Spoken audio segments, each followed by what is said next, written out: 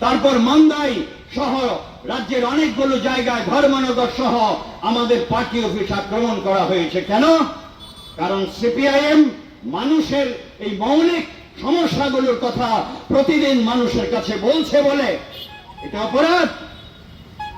বলুন, আমরা বলতে পারবো না যে আপনারা বলেছিলেন ডাবল ইঞ্জিন সরকার হলে পর ত্রিপুরা রাজ্যের জনগণের অভাব থাকবে না, অভিযোগ থাকবে না। আমাদের আগরতলা শহরের মেয়র ঘুরে ঘুরে বলছে ত্রিপুরা রাজ্য নয়, আগরতলা শহরের কোনো সমস্যা নেই। কে বলছে? মেয়র। মেয়রেরও তো এখন ডাবল ইঞ্জিন। উনি শুধু মেয়র নন, একটা বিধানসভা কেন্দ্র থেকে নির্বাচিত। কিভাবে নির্বাচিত ওই আলোচনা এখানে করছি না। আমরা কোথায় যাচ্ছি? এই রাজ্যটাকে কোথায় নিয়ে যাওয়া হচ্ছে? অতীতের কথা স্মরণ করুন।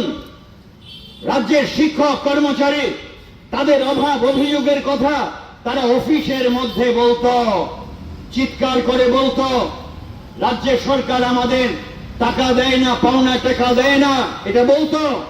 এখন শিক্ষক কর্মচারীরা নীরবে অফিসের মধ্যে বসে থাকে, সুযোগ পেলে আস্তে ধীরে একটু বলে আমাদের তো টাকা আমরা পাই, যা পাই তা দিয়ে চলে না, সরকার তো আমাদেরকে আর টাকা দেয় না, আস্তে করে বলে। কেন? কারণ বাক স্বাধীনতা, কথা বলার অধিকার কেড়ে নেওয়া হয়েছে।